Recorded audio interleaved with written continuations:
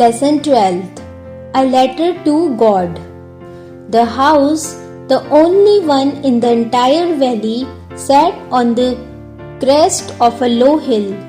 From this height, one would see the river and the field of ripe corn dotted with the flowers that always promised a good harvest.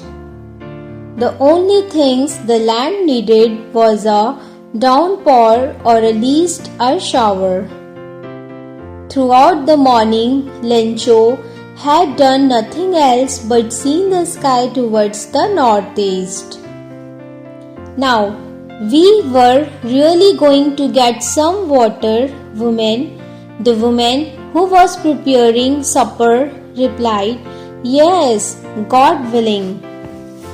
It was during the meal that, just as Lencho had predicted, big drops of rain began to fall. In the northeast, huge mountains of clouds could be seen approaching. The air was fresh and sweet.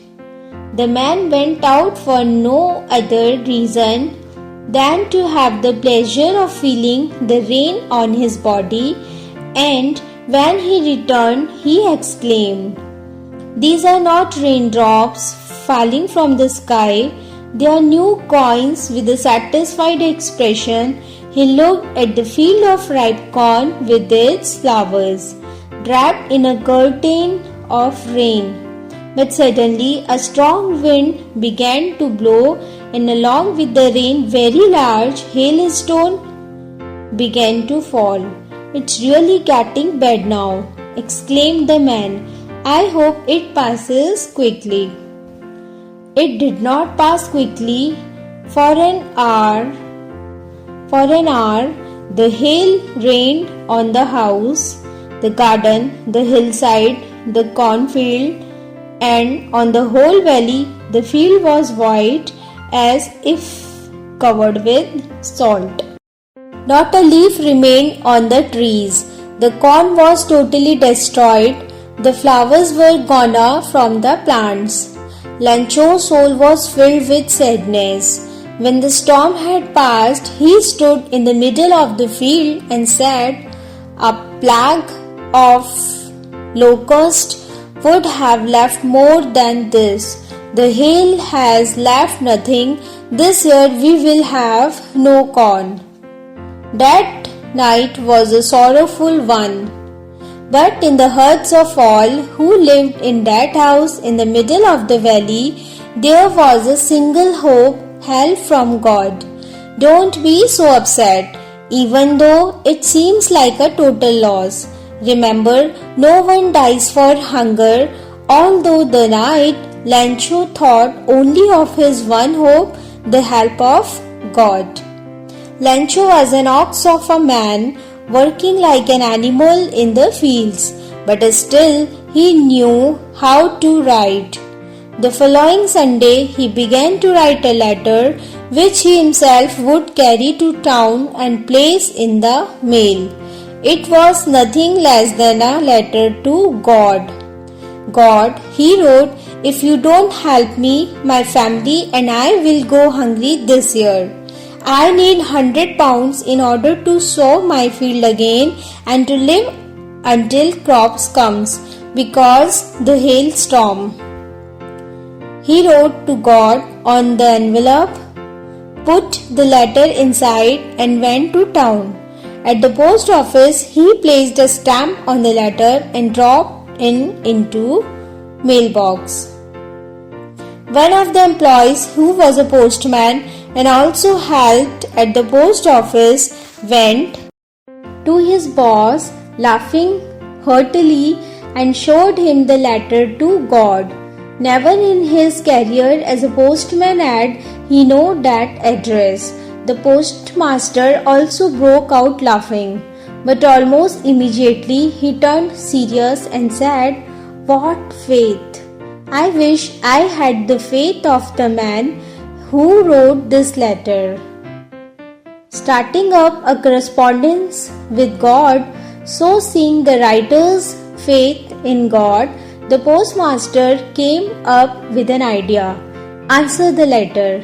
But when he opened it, it was evident that to answer it, he needed something more than goodwill, ink, and paper. He asked for money from his employees.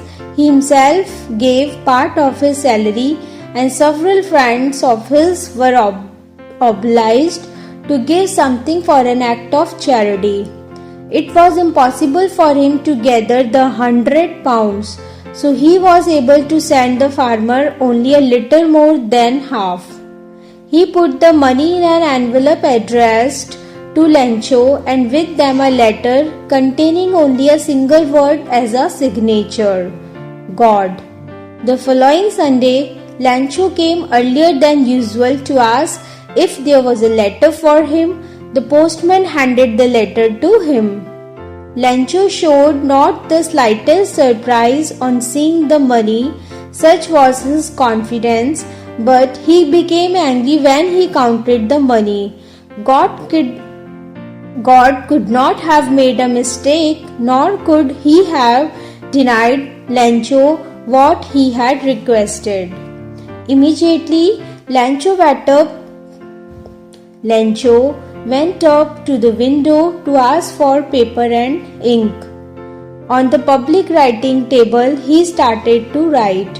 When he finished, he went to the window to buy a stamp which he licked and then affixed to the envelope with a blow of his fist. The moment that the letter fell into the mailbox, the postmaster went to open it. It said, God, of the money that I asked for, only £70 reached me.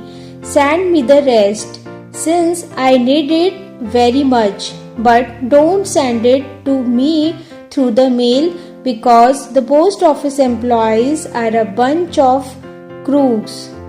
Lencho. Gregoria Lopez. Word meaning: supper, light evening meal. Approaching, drawing near. Draped, covered. Locust, grasshoppers migrating in swarms and destroying vegetation. Correspondence, a communication by letters. Slightest, to treat disrespectfully. Crooks, dishonest. Let's learn grammar. Imperative sentence. When we give an order, command, or request for something, we use imperative sentence. We start the sentence without mentioning the subject, who is understood: you. Examples: come here, open your book, please help me, etc.